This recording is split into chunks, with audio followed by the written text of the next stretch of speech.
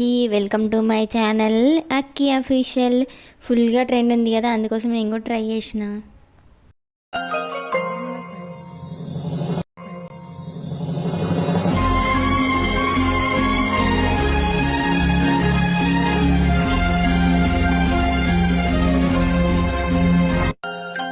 మంచిగా వచ్చింది కదా, ఎంత బాగుందో కదా. చాలామంది అయితే ట్రై చేస్తారు దీన్ని అయితే.